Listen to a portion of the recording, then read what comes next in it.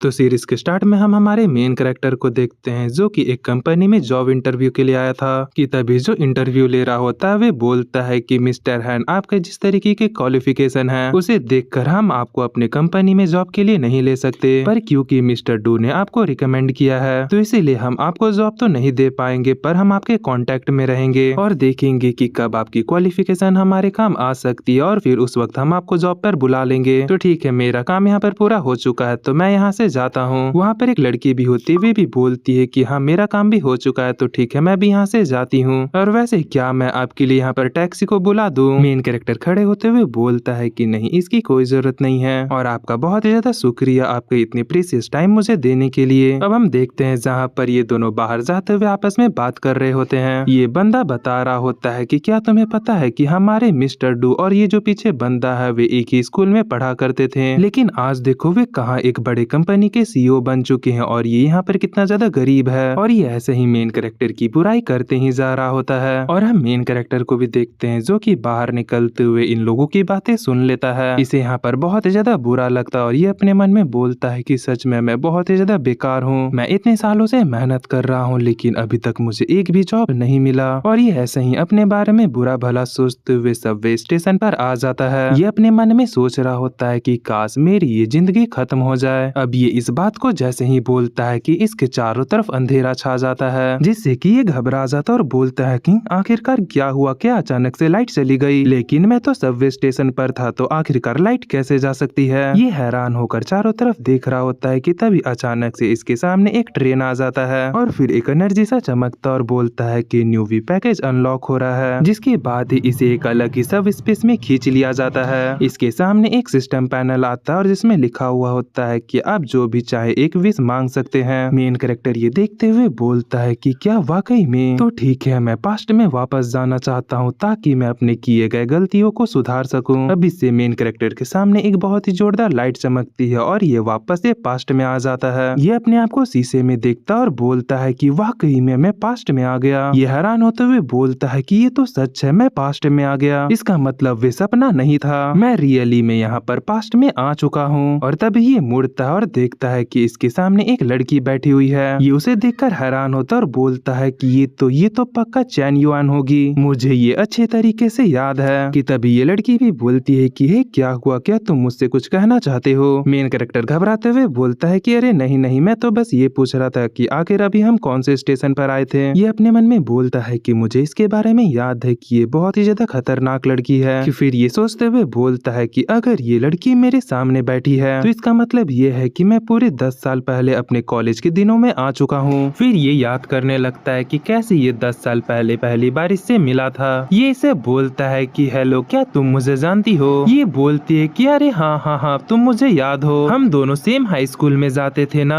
Main character बोलता है कि हाँ हाँ, हम दोनों सेम हाई स्कूल में थे, यहाँ तक कि हम दोनों सेम क्लास में ही थे और यहाँ तक देखो ना, हम दोनों सेम ही कॉलेज में नाम लिखाने के लिए जा रहे हैं। पर तुमने यहाँ पर एक चीज गलत किया कि तुम गलत रास्ते पर जा रही हो। ये भी घबराते हुए बोलती है कि क्या मैं गलत रास्ते पर जा रही हूँ, क्या मैंने गलत ट्रेन ले लिया? मेन कैरेक्टर बोलता है कि नहीं नहीं, तुम गलती से मेरे दिल में जा रही हो, तुम नहीं जानती हो कि हम दोनों का नसीब जुड़ा हुआ है, जो कि हम दोनों बार बार एक ही जगह पर जा रहे हैं। जिसके बाद ये बंदा इसे छेड़ने लगता है। अब ये बंदी यहाँ पर चिल्लाने लगती है कि तभी यहाँ पर एक बंदा आता और बोलता है कि हे आखिरकार तुम ये क्या कर रहे हो? लगता है कि तुम में बहुत ही ज्यादा हिम्मत आ गई है जो कि खुले ट्रेन में लड़की को छेड़ रहे हो। जिसके बाद ये मेन कैरेक्टर को एकदम अच्छे से कूटता है। अब हम प्रेजेंट का सीन देखते हैं जहाँ पर कि मेन कैरेक्टर बोलता है कि सच में मैं कितना बड़ा गधा था, मुझे आज भी उस बात को सोचकर बहुत ही ज्यादा एम्बैरेस फील होता है, पर इस बार मैं ऐसा कुछ भी नहीं करने वाला हूँ। मेरे पास मेरा ये नूडल है तो मैं चुपचाप इसे जाकर खाता हूँ। और ये अपने नूडल को खाने के लिए यहाँ पर उठता है कि वही बंदा इसका मजाक उड़ाते हुए बोलता है कि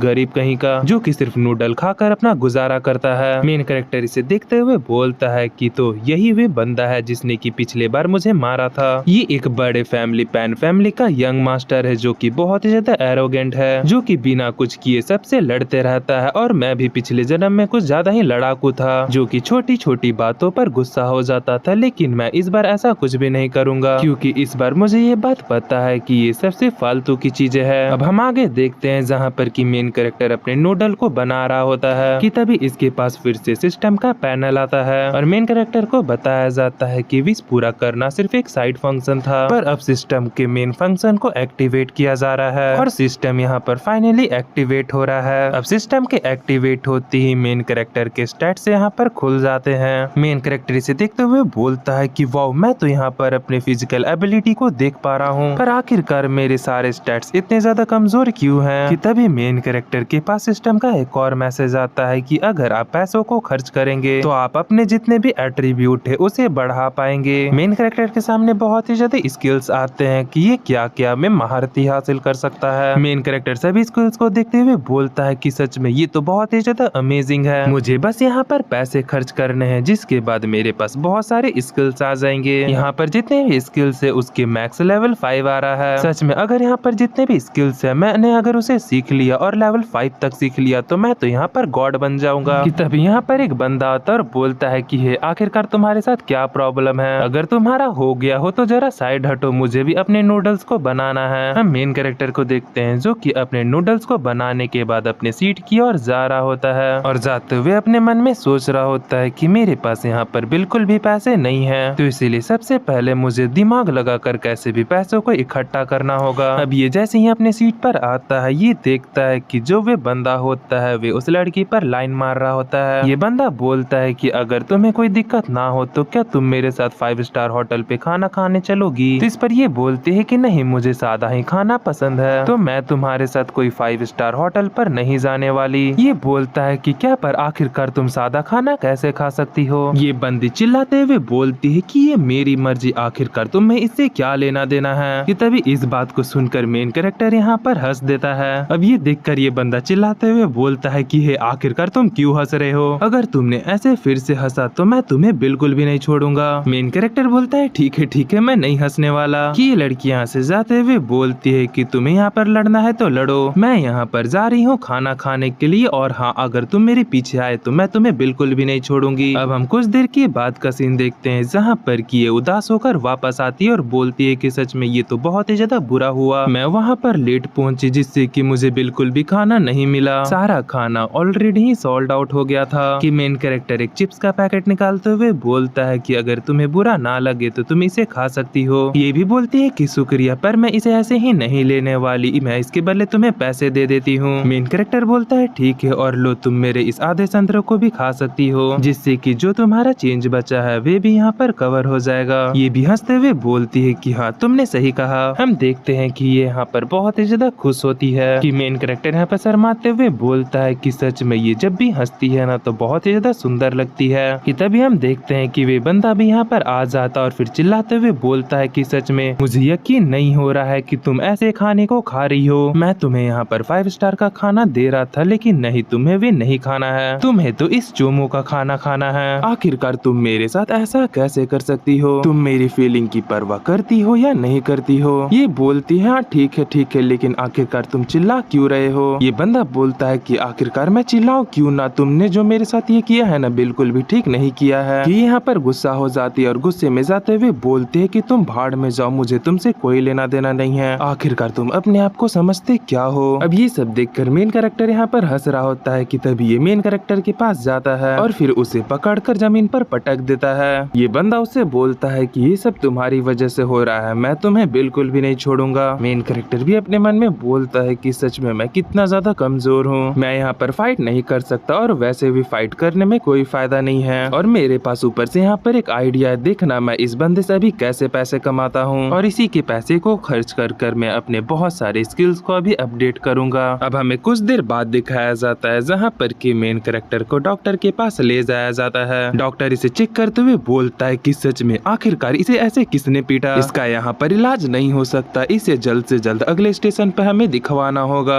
मेन कैरेक्टर बोलता है कि तुम्हें लग रहा होगा कि आखिर मेरी हालत इतनी ज्यादा खराब कैसे हो गई, क्योंकि मैंने उस बंदे को बहुत ही ज्यादा उकसाया था जिससे कि उसने मुझे बहुत ही ज्यादा पीटा। अब हमें फिर से उसी वक्त का सीन दिखाया जाता है जहाँ पर कि मेन कैरेक्टर उस बंदे को उकसाने लगता है और बोलता है कि सच में तुम बहुत ही बड़े नोबड़े हो जो कि तुम्हें एक लड़की भी भाव नहीं देती। ये बंदा गुस्से में आकर बोलता है कि क्या, आखिरकार तुमने क्या कहा जा रहा, दोबारा तो कहना। ये बोलता है कि क्या तुम्हें सुनाई नहीं दिया, तुम बहुत ही ज्यादा नोबड़े हो और बेशरम भी हो, मैंने तुमसे ज्यादा बेकार बंदा आज तक नहीं देखा। ये इसकी और भी जलाने के लिए बोलता है कि वे तुम्हें कभी भाव नहीं देगी, वे तो मुझे भाव दे रही है। अब इस बात को सुनते ही ये बंदा बहुत ही ज्यादा गुस्सा हो जाता है, जिसके बाद ये दम भर मेन कैरेक्टर को पीटने लगता है। वहाँ खड़े लोग भी ये देखकर बोलते हैं कि हाय रे, आखिरकार ये इसे कैसे पीट रहा है। कि तभी हम इस लड़की को भी देखते हैं जो कि यहाँ पर आ जाती है और बोलती है कि आखिरकार यहाँ पर क्या चल रहा है। ये बंदा घबराते हुए बोलता है कि अरे तुम मुझे कुछ गलत समझ रही हो, जरा एक बार मेरी बात तो सुन लो। सच में इस कमीने ने तो मुझे यहाँ पर फिर से फंसा दिया। मेन कैरेक्टर इसे देखकर यहाँ पर स्माइल करता है और फिर इससे धीरे से बोलता है कि तुम एक नंबर के चोमू हो। पर ये बंदा यहाँ पर फिर से इसे नहीं पीट सकता कि तभी वे लड़की आकर इसे साइड करते हुए बोलती है कि जरा तुम साइड हटो। फिर ये बाकी सभी से पूछते हुए बोलती है कि क्या इस ट्रेन में डॉक्टर है। कि मेन कैरेक्टर यहाँ पर और भी नौटंकी करता है कि इसकी हालत पूरी खराब हो चुकी है। अब ये देखकर ये चिल्लाते हुए बोलती है कि क्या किसी को पता है कि इस ट्रेन में डॉक्टर है या नहीं। अब इसके बाद हम प्रेजेंट का सीन देखते हैं जहाँ पर कि एक पुलिस वाला आ गया होता है। एक बंदा यहाँ पर बताते हुए कहता है कि इसमें सारी गलती उस दूसरे बंदे की है। वे बंदा उस लड़की पर लाइन मार रहा था लेकिन उसने उसे भाव नहीं दिया और फिर वे जैसे ही वहाँ से गए थे उस बंदे ने इसे पीटना शुरू कर दिया। अब इस बात को सुनकर चैन बोलती है कि सच में इसे यहाँ पर मेरी वजह से चोट लगा है, मेरी वजह से इसे यहाँ पर इतना चोट लगा है। कि तभी वे बंदा सफाई देते हुए बोलता है कि अरे नहीं यार, उसने मुझे गुस्सा दिलाया, मैंने उसे यहाँ पर ऐसे ही नहीं पीटा है, प्लीज आप मेरी बात पर विश्वास कीजिए। लेकिन पुलिस वाला बोलता है कि हे चुप हो जाओ, तुम्हें सुनाई नहीं दे रहा है कि सारे के सारे लोग यहाँ पर क्या कह रहे हैं। एक लड़की के चक्कर में तुमने एक मासूम लड़की की कुटाई की ना, देख लो अगर इस लड़के को कुछ भी हो गया तो मैं तुम्हें नहीं छोड़ूंगा, मैं भी तुम्हें जेल में ले जाकर बिल्कुल इसी तरीके से पीटूंगा। अब इस बात को सुनकर ये बंदा यहाँ पर रोने लगता है और बोलता है कि प्लीज मुझे माफ कर दीजिए, मैं जेल नहीं जाना चाहता। जिसके बाद ये चैन के पास भी जाते हुए बोलता है कि हे जरा तुम भी कुछ कहो ना इन्हें। कि ये इसे दूर करते हुए बोलती है कि तुम मुझसे बात करने की कोशिश भी मत करो। ये बोलता है कि अरे ये तो मेरी बात भी नहीं सुन रही, मेरे डैड हाँ जरूर, वे मेरा यहाँ पर साथ देंगे। अब ये जैसे ही फोन लगाता है इसका फादर बोलता है कि हाँ बोलो मेरे बेटे, आखिरकार क्या हुआ, सफर में कुछ दिक्कत आ गई है क्या। ये बंदा यहाँ पर रोते हुए बोलता है कि प्लीज डैड मुझे बचा लीजिए, ये लोग मुझे जेल में भेज रहे हैं। अब हम वहीं पर दूसरी तरफ मेन कैरेक्टर को देखते हैं जो कि फिर से यहाँ पर नौटंकी करने लगता है। चाइनीज के पास जाते हुए बोलती है कि क्या तुम्हें दर्द हो रहा है। ये यहाँ पर कुछ ज्यादा ही पास आ जाती है जिससे कि इसके संतरे मेन कैरेक्टर के मुंह के सामने आ जाते हैं। मेन कैरेक्टर बोलता है कि सच में इतने बड़े बड़े, और इसकी नोज ब्लीडिंग हो जाती है। ये से पूछती है कि अरे तुम ठीक तो हो ना, आखिरकार तुम्हें ये क्या हो रहा है। मेन कैरेक्टर इसे देखते हुए बोलता है कि सच में ये कितनी ज्यादा सुंदर है, ऐसा ही हमारे स्कूल के लोग इसे गॉडेस नहीं कहते थे। चैन घबराते हुए बोलती है कि लगता है कि तुम्हारी हालत बहुत ही ज्यादा खराब हो रही है, तो इसीलिए अगला स्टेशन जैसे ही आएगा ना तो हम लोग तुरंत ही उतर जाएंगे और तुम्हें जल्द से जल्द हॉस्पिटल ले जाएंगे। मेन कैरेक्टर बोलता है कि नहीं इसकी कोई जरूरत नहीं है, मैं ठीक हूँ। ये बोलती है कि कैसे, तुम्हारे यहाँ पर तो दांत भी टूट गए हैं। मेन कैरेक्टर अपने मन में बोलता है कि अरे तुम्हें नहीं पता है कि मैंने जो ये 2 दांत टुड़वाए हैं ना, ये मेरा एक इन्वेस्टमेंट है और देखो मुझे इसके बदले कितने पैसे मिलते हैं, इससे मुझे पैसे भी मिल जाएंगे और उस बंदे से मेरा बदला भी हो जाएगा, वे बंदा जेल में जाएगा जिससे कि मुझे बहुत ही ज्यादा अच्छा लगेगा। अब हम कुछ समय बाद का सीन देखते हैं जहाँ पर कि ये बंदी अभी भी अपने आप को दोषी दे रही होती है। ये सोच रही होती है कि सच में यहाँ पर सिर्फ मेरी गलती है, उस बंदे ने इसे सिर्फ मेरी वजह से पीटा है, सच में अगर इसे यहाँ पर कुछ हो गया ना तो मैं अपने आप को माफ नहीं कर पाऊंगी। उतने में मेन कैरेक्टर यहाँ पर उठता है और गिरने लगता है। ये तुरंत ही जाकर उसे बचा लेती है और बोलती है कि संभल के। मेन कैरेक्टर से बोलता है कि सच में तुम हमारी स्कूल की गॉडेस ऐसे ही नहीं बोली जाती, सच में तुम बहुत ही ज्यादा सुंदर भी हो और अच्छी भी हो। ये बंदी बोलती है कि अरे अब बस करो, तुम ऐसा भी अब मत बोलो। ये बंदा बैठते हुए बोलता है कि नहीं मैं सच बोल रहा हूँ कि आप बहुत ही ज्यादा अच्छी हो, देखिएगा मैं बहुत ही ज्यादा एक्सरसाइज करूंगा और अपनी बॉडी बनाऊंगा, जिसके बाद अगर मेरे आसपास कोई लड़की मुसीबत में होगी तो मैं उसे जरूर बचाऊंगा। चैन बोलती है कि अरे सबसे पहले तुम खुद को ही बचा लो, जिसके बाद कि तुम किसी और को बचाने पर ध्यान देना। ये बंदा ऐसे ही यहाँ पर नौटंकी कर रहा होता है और दूसरी तरफ उस बंदे को जेल में ले जाया जा रहा होता है। ये बंदा रोते हुए बोलता है कि प्लीज मुझे जाने दीजिए। ये पुलिस वाला बोलता है कि नहीं हम तुम्हें ऐसे ही जाने नहीं देंगे, तुमने यहाँ पर एक बंदे को बहुत ही ज्यादा बुरी तरीके से पीटा है, अगर तुम्हारे फादर आकर तुम्हारा बेल यहाँ पर कराते हैं तो ठीक है, वरना 1 हफ्ते के लिए तुम जेल में रहोगे। अब आगे जब ट्रेन किसी स्टेशन पर रुकती है तो मेन कैरेक्टर भी जाकर अपने आप को पट्टी करवा लेता है। तभी नर्स यहाँ पर हंसते हुए बताती है कि तुम किसी भी बात की चिंता मत करना, ये यहाँ पर तुम्हारा प्राइवेट वार्ड है तो तुम यहाँ पर बेझिझक हमसे कुछ भी मांग सकते हो, जो कि मिसेस चैन ने स्पेशली तुम्हारे लिए बुक करवाया है। मेन कैरेक्टर भी थम्स अप करते हुए बोलता बोलता है कि सच में तुम बहुत ही ज्यादा अमेजिंग हो। अब हम कुछ समय बाद का सीन देखते हैं जहाँ पर कि मेन कैरेक्टर बेड पर लेटा हुआ था। यहाँ पर अपने सिस्टम पैनल को देखते हुए बोलता है कि यहाँ पर मेरा जितना भी खर्चा हुआ है उसे मिस चैन ने किया है, लेकिन कमाल की बात तो देखो ये मेरे खर्चे में काउंट हो रहा है, जिससे कि मुझे यहाँ पर 12 एक्सपीरियंस पॉइंट भी मिल गए हैं। मुझे यहाँ पर ये बात समझ में आ गया कि अगर कोई मुझ पर खर्चा करता है या मैं खुद पर खर्चा करता हूँ तो वे काउंट होता है और मुझे उसके बदले पॉइंट मिल जाता है। अब हम कुछ देर बाद देखते हैं जहाँ पर कि चैन फिर से इससे मिलने के लिए आती है और इसे बोलती है कि मिस्टर हैन तुम ठीक तो हो ना। मेन कैरेक्टर इसे बोलता है कि हमारी दोस्ती हो चुकी है, लेकिन अभी भी तुम मुझे मिस्टर हैन कर बुलाती हो जैसे कि किसी अंकल को बुला रही हो। क्या तुम्हें ऐसा नहीं लगता है कि ये सुनने में कुछ ठीक नहीं लगता? ये बोलती है ठीक है, तुम्हारा नाम लाइगे है ना, तो क्या मैं तुम्हें मिस्टर लाइगे बुलाऊं? ये बोलता है कि क्या फिर से तुम मिस्टर लगा रही हो, तुम सिर्फ मुझे लाइगे बुलाओ ना। ये बोलती है ठीक है, और ये लो तुम्हारा चश्मा, ये टूट गया था, मैंने इसे रिपेयर करवा दिया है। मेन कैरेक्टर बोलता है शुक्रिया, और ये चश्मे को पहनते हुए सोचता है कि मेरे पिछले जन्म में ये एक गॉडेस थी जिसके के पीछे बहुत सारे बंदे पागल थे और मुझे इससे बात करने का मौका तक नहीं मिला था। और जहाँ तक मुझे इसके बारे में लास्ट बात याद है कि इसका एक बहुत ज्यादा अमीर बंदे से शादी हो गया था, पर इस बार तो देखो हम दोनों कैसे बात कर रहे हैं और यहाँ तक कि एक दूसरे को प्यार से नाम से भी बुला रहे हैं। और ये सब हुआ है उस बंदे के कारण। अगर वे मुझे यहाँ पर नहीं ना पीटता तो ऐसा कुछ भी नहीं होता। तो इसीलिए कहते हैं ना कि कभी कभार मार खा लेना भी अच्छा होता है। कि तभी आगे बोलती है कि सुनो, जब हम दोनों के बीच में दोस्ती हो ही गई है तो जो मेरे फादर है ना वे तुमसे मिलना चाहते हैं, तो क्यों ना हम दोनों एक दूसरे को वीचैट पर ऐड कर ले। मेन कैरेक्टर बोलता है कि हाँ क्यों नहीं। ये भी खुश होकर बोलती है कि तो चलो हम दोनों एक दूसरे को वीचैट पर ऐड कर लेते हैं। जिसके बाद ही ये एक दूसरे को वीचैट पर ऐड करने लगते हैं कि उतने में जो इसका फादर होता है वे यहाँ पर आ जाता है और आते ही बोलता है कि मेरी बेटी तुम ठीक तो हो ना। ये भी गले लगते हुए बोलती है कि हाँ फादर। और हम देखते हैं कि यहाँ पर उस लड़की का फादर भी आया होता है। वे आते ही मेन कैरेक्टर के पैरों पर गिर जाता और बोलता है कि प्लीज मेरे बेटे को माफ कर दो, मैं ही बेवकूफ था जो कि उसे संस्कार नहीं दे पाया, तो प्लीज उसे माफ कर दो, मैं उसके बदले तुमसे माफी मांगता हूँ। मेन कैरेक्टर भी परेशान होता है और बोलता है कि नहीं, आपको मुझसे माफी मांगने की कोई जरूरत नहीं है। और ये खड़ा हो रहा होता है कि तब ये बंदा इसे बैठाते हुए बोलता है कि नहीं, तुम्हें खड़ा होने की कोई जरूरत नहीं है, यहाँ पर मेरे बेटे ने गलती की है तो मैं तुमसे माफी मांगता हूँ। और इसकी माँ भी बोलती है कि हाँ प्लीज मेरे बेटे को माफ कर दो, मैं भी यहाँ पर उसके बदले तुमसे माफी मांगती हूँ और तुम्हारा जो भी खर्चा हुआ है मैं उसकी भरपाई कर दूंगी। मेन कैरेक्टर यहाँ पर नौटंकी करते हुए बोलता है कि वैसे अंकल आंटी पूरी गलती उसकी भी नहीं है, उसने जब मुझे पहली बार मारा था तो मैंने उसे लूजर बोल दिया जिससे कि उससे और भी ज्यादा गुस्सा आ गया और उसने मुझे यहाँ पर इतना ज्यादा पीट दिया।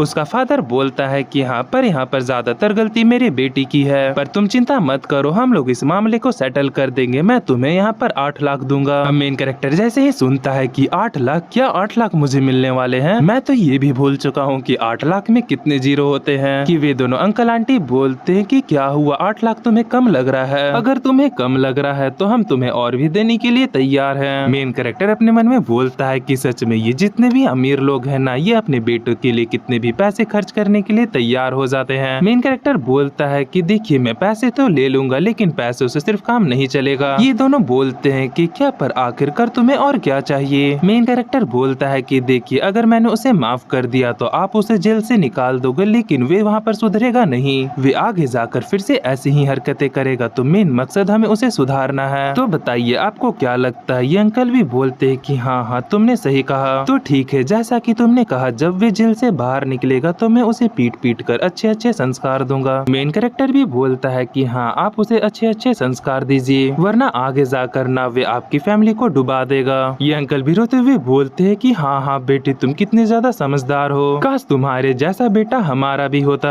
कि वे आंटी बोलती है कि हाँ हाँ हनी बस अब उसे आराम करने दो। ये बंदा यहाँ से जाते हुए बोलता है कि ठीक है तुम यहाँ पर आराम करो, हम दोनों यहाँ से जा रहे हैं। मेन कैरेक्टर भी उन्हें बाय करते हुए बोलता है कि ठीक है आप दोनों जाइए। अब ये सभी जैसे ही बाहर आते हैं, ये अंकल जाकर चैन के फादर से बोलते हैं कि आपकी बेटी की यहाँ पर कोई भी गलती नहीं है, सारी गलती मेरे बेटे की है, तो इसीलिए प्लीज जो हमारा बिजनेस कॉन्ट्रैक्ट है ना उसे मत तोड़िएगा। मैं जाकर मेरे बेटे को अच्छे से समझा दूंगा, जिसके बाद वे आइंदा आपकी बेटी को परेशान नहीं करेगा। ये भी बोलते हैं कि ठीक है आप चिंता मत कीजिए, मैं नहीं तोड़ूंगा। और फिर ये अपने मन में सोचते हैं कि आइंदा से तुम्हारे बेटे ने अगर मेरी बेटी को परेशान किया तो जितना उसने उस बंदे को नहीं पीटा होगा उससे ज्यादा मैं उसे से पीटूंगा। वे अंकल बोलते हैं कि आपका बहुत ही ज्यादा शुक्रिया, तो ठीक है हम कल मिलते हैं और वहीं पर अपने बिजनेस को कंटिन्यू करेंगे। और इतना कहकर वे दोनों यहाँ से चले जाते हैं। अब उनके जाने के बाद ये अपनी बेटी से बोलता है कि बेटी चैन, आखिरकार तुम इतनी ज्यादा उदास क्यों लग रही हो? ये बोलती है कि हाँ मुझे बुरा लग रहा है क्योंकि मेरी वजह से उस बंदे को चोट लगा है, उसे वैसा नहीं करना चाहिए था। इसका फादर भी बोलता है कि हाँ उसने गलत किया, उसे ऐसा नहीं करना चाहिए था। पर सच बताओ तो यहाँ पर कुछ तुम्हारी माँ की भी गलती है क्योंकि उसने उसे ये कहा था कि तुम्हारा अच्छे से ख्याल रखना। सच में तुम्हारी माँ ना भी यहाँ पर बहुत ही ज्यादा गजब है। ये भी बोलती है कि हाँ मुझे समझ में नहीं आ रहा है कि आखिरकार उन्होंने ये क्यों कहा था। मैं ना घर जाकर उनसे बात करूंगी, अगर चैन को कुछ हो जाता तो। इसका फादर भी बोलता है कि है ये वही बंदा है ना जिसकी की अभी कुटाई हुई है, तुम बस उससे अभी अभी मिली हो लेकिन तुम उसकी बहुत ही ज्यादा परवाह कर रही हो। पर आखिर ऐसा क्यों बताओ तो ये बताती है क्योंकि हम दोनों के बीच में बहुत ही ज्यादा कनेक्शन है। हम दोनों सेम हाई स्कूल से हैं और सेम ही कॉलेज में जा रहे हैं और मेरी ही वजह से उसकी कुटाई हुई है। और अगर मैं उस लड़के को देखूं तो वे बहुत ही ज्यादा अच्छा भी है ना। इसका फादर भी बोलता है कि हाँ वे बहुत ही ज्यादा मैच्योर है, मुझे भी वे बंदा अच्छा लगा। कि चैन बोलती है कि फादर अब आप यहाँ पर मुझे ज्ञान मत देने लगना। पर इसका फादर यहाँ पर ज्ञान देने लगता है और बोलता है कि ऐसे बंदे बहुत ज्यादा कमाल के होते हैं, ये यंग एज में ही बहुत ही ज्यादा स्ट्रगल करते हैं, भले ही इन्हें कोई भी सपोर्ट नहीं करता लेकिन तब भी ये एंड में बहुत ही ज्यादा सक्सेसफुल बन ही जाते हैं। देखना ये बच्चा भी बहुत ही ज्यादा कमाल का बनेगा। चैन हंसते हुए बोलते है कि फादर आपने तो उसकी बहुत ज्यादा तारीफ कर दी। इसका फादर बोलता है कि हाँ ठीक है लेकिन इस बात को ध्यान में रखना, तुम यहाँ पर इसे अपना बॉयफ्रेंड नहीं बना सकती हो, नहीं किसी को भी नहीं बना सकती हो। ये भी बोलते है कि आप चिंता मत कीजिए, मुझे न प्यार व्यार में कोई भी इंटरेस्ट नहीं है। अब हम दूसरी तरफ मेन कैरेक्टर को देखते हैं जो कि ये नोटिस करता है कि इसके पास 3 लाख से ज्यादा एक्सपीरियंस पॉइंट हो चुके हैं। मेन कैरेक्टर ये देखकर बोलता है कि सच में ये तो बहुत ही ज्यादा है और आखिर हो भी क्यों ना, मैं यहाँ पर एक 7 स्टार हॉस्पिटल में भर्ती हूँ जहाँ पर की ना पानी की भी कीमत 1000 से ज्यादा है, जिसकी वजह से यहाँ पर बहुत ही ज्यादा पैसे खर्चा हो गए और मुझे 3 लाख का यहाँ पर एक्सपीरियंस मिल गया। ये लेटते हुए बोलता है कि मुझे यहाँ पर एक्सपीरियंस तो मिल गया है लेकिन यहाँ पर मैं इसे किस पर खर्च करूँ मुझे ये समझ में नहीं आ रहा है। तो ठीक है मैं सबसे पहले अपने आँखों को ठीक करूंगा क्योंकि पिछले जन्म में सभी लोग मेरा मजाक उड़ाते थे कि ये चश्मिश कहाँ जा रहा है, इसीलिए इस बार मैं सबसे पहले अपने आँखों को ठीक करूंगा। यहाँ पर सिस्टम में एक ऑप्शन होता है जिससे कि ये अपनी आँखों को नॉर्मल करवा सकता है, जिसमें कि सिर्फ 300 पॉइंट चाहिए होंगे और ये 300 पॉइंट देखकर अपने आँखों को ठीक भी करवा लेता है। जिसके बाद ये अपने आप को जाकर मिरर में देखता और चश्मे को उतारते हुए बोलता है कि सच में मैं बिना चश्मे के कितना ज्यादा हैंडसम लग रहा हूँ। ये बोलता है कि सच में मैं बहुत ही ज्यादा हैंडसम लग रहा हूँ, मेरी आंखों का कलर जो है वे भी यहाँ पर चेंज हो गया है। कि तभी इसके फोन में एक मैसेज आता है और ये जाकर अपने फोन को चेक करता है। यहाँ पर चैन ने मैसेज किया होता है, वे बोलती है कि सुनो क्या तुम्हें भूख लगा है, अगर तुम्हें कुछ खाना है तो तुम मुझे बता दो, मैं अभी तुम्हारे लिए वे लेकर आ जाती हूँ। इस पर मेन कैरेक्टर रिप्लाई करता है कि अभी अभी मेरा 2 दांत टूटा है तो आखिरकार मैं खाना कैसे खा सकता हूँ। ये भी बोलती है कि अरे हाँ मुझे माफ कर देना, तो ठीक है मैं पढ़ने के लिए कुछ किताबें तुम्हारे लिए भेज देती हूँ। मेन कैरेक्टर बोलता है कि अरे आखिरकार तुम क्यों माफी मांग रही हो, तुमने थोड़ी ना मेरे दांतों को तोड़ा है, वे तो उस लड़के ने तोड़ा है, मुझे बस डर लगता है कि वे लड़का कहीं तुम्हारे साथ कुछ गलत न कर दे। ये भी बोलती है कि अरे नहीं तुम ज्यादा ही चिंता कर रहे हो, वे मेरे साथ कुछ भी नहीं करेगा। इसका बाप भी यहाँ पर परेशान होता है और बोलता है कि अरे आखिरकार मेरी बेटी किससे चैट कर रही है, मुझे तो यहाँ पर बहुत ही ज्यादा बुरी फीलिंग आ रही है। अब हम कुछ समय बाद देखते हैं जहाँ पर कि ये मेन कैरेक्टर के लिए बुक लेकर आ जाती है। ये बोलता है कि तुमने किताब ला के दिया तो ये ठीक है लेकिन आखिरकार तुम्हें 1 लाख का किताब लाने की क्या ही जरूरत थी। ये बोलती है कि क्या तुम्हें ये किताब पसंद नहीं आया तो ठीक है दो, मैं इसे वापस ले लेती हूँ। मेन कैरेक्टर बोलता है कि अरे नहीं आखिरकार तुम ये क्या सोच रही हो, मुझे ये किताब बहुत ही ज्यादा पसंद आया। और ये यहाँ पर इसे मैडम कहकर बुला रहा होता है। ये बोलती है कि आखिरकार तुम अभी भी मुझे मैडम क्यों कह रहे हो, तुम मुझे नॉर्मली ही मेरे नाम से क्यों नहीं बुलाते। जिसके बाद ही अचानक मेन कैरेक्टर के फेस को घूरने लगती है, जिससे कि ये भी बेचारा यहाँ पर शर्मा जाता और बोलता है कि आखिरकार तुम ये क्या कर रही हो, देखो मैं कोई ऐसा वैसा बंदा नहीं हूँ जो कि सिर्फ एक किताब के लिए अपने जिस्म को दे दे। ये भी गुस्सा होते हुए बोलती है कि पर मैंने कब कहा कि मुझे तुम्हारा बॉडी चाहिए, मैं ये देख रही हूँ कि जब से तुमने अपने चश्मे को उतारा है ना, तुम पहले से ज्यादा हैंडसम लग रहे हो, तुम्हारे आंखों का डिजाइन बहुत ही ज्यादा अलग लग रहा है, सच में ये बहुत ही ज्यादा कमाल की है। ये भी फ्लेक्स करते हुए बोलता है कि क्या सच में हैंडसम लगा ना, अभी तो मैं रिकवरी हो रहा हूँ, जब मैं फुल्ली रिकवर हो जाऊंगा ना तो मैं और भी ज्यादा हैंडसम लगूंगा। ये भी बोलती है कि अच्छा तुम्हारे कहने का मतलब ये है कि तुम पहले से बहुत ज्यादा हैंडसम बंदे हो, बस तुम यहाँ पर चोमू बनकर बस रह रहे हो। मेन कैरेक्टर भी बोलता है कि हाँ। ये बोलती है कि तो चोमू रहने की कोई जरूरत नहीं है, उतार कर फेंक दो ये चश्मा। मेन कैरेक्टर बोलता है कि क्या तुम्हें मजाक लग रहा है, मैं सीरियस हूँ। ये भी बोलती है कि अरे हाँ मैं भी सीरियस हूँ, और वैसे कल मेरे फादर तुमसे मिलने के लिए आ रहे हैं तो तुम उनसे अच्छे से मिलना। मेन कैरेक्टर बोलता है ठीक है, पर आखिरकार इसके फादर यहाँ पर क्यों आ रहे हैं। अब हम अगले दिन का सीन देखते हैं जहाँ पर कि वे बंदा आता है जिसने कि इसे पीटा था। ये इसे माफी मांगते हुए बोलता है कि प्लीज मुझे माफ कर दो, मैं हल्का सा गुस्सा हो गया था। मेन कैरेक्टर बोलता है कि तुम चोमू हो लेकिन तुम्हारे मम्मी पापा बहुत ही ज्यादा अच्छे हैं, तो ठीक है जाओ, मैंने तुम्हें माफ कर दिया। मेन कैरेक्टर भी यहाँ पर डॉक्यूमेंट पर साइन कर देता है, जिसके बाद इसका फादर आकर इसे 8 लाख भी दे देता है। ये पैसे देते हुए बोलते हैं कि देख जो ये पैसे है ना, ये मैंने अपने बेटे के पॉकेट मनी से काट लिया है, तो तुम इसे लो और अपना अच्छे से ख्याल रखना। मेन कैरेक्टर पैसे लेते हुए बोलता है कि जी ठीक है। जिसके बाद ये अपने सिस्टम को देखते हुए बोलता है कि इन्होंने पहले से ही मुझ पर 2 लाख खर्च कर दिया है, और आज भी इन्होंने मुझे 8 लाख दे दिया, यानी कि इन्होंने मुझे टोटल 10 लाख दिया, और उससे पहले भी चंद ने मुझ पर 2 लाख खर्च किए थे, यानी कि मिला जुला के ना अब तक मुझ पर 12 लाख रुपए खर्च हो चुके हैं। मेरे पास यहाँ पर अभी 8 लाख है, तो आखिरकार मैं इतने पैसे का क्या करूँ, मैं क्या करूँ, क्या मैं इन सभी पैसों का एक घर खरीद लूँ, और फिर मैं जैसे ही घर बाय करूँगा मुझे बहुत सारे पॉइंट मिल जाएंगे। नहीं नहीं, आखिरकार मैं ये क्या सोच रहा हूँ, अगर मैंने सारे पैसे एक ही बार में खत्म कर दिए तो आखिरकार मैं खाऊंगा क्या, मैं क्या भूखे ही रहूंगा। सच में अभी तक पैसों की दिक्कत खत्म नहीं हुई है, मुझे और भी ज्यादा पैसे कमाने होंगे। कि तभी चैन यहाँ पर अपने फादर को लेकर आ जाती है और इसे बोलती है कि कैसे हो तुम, तुम्हारी रिकवरी ठीक से हो रही है ना। मेन कैरेक्टर उठते हुए बोलता है कि हेलो अंकल आप कैसे हो। ये बोलती है कि अरे अरे बेटा तुम उठो मत, तुम लेटे रहो,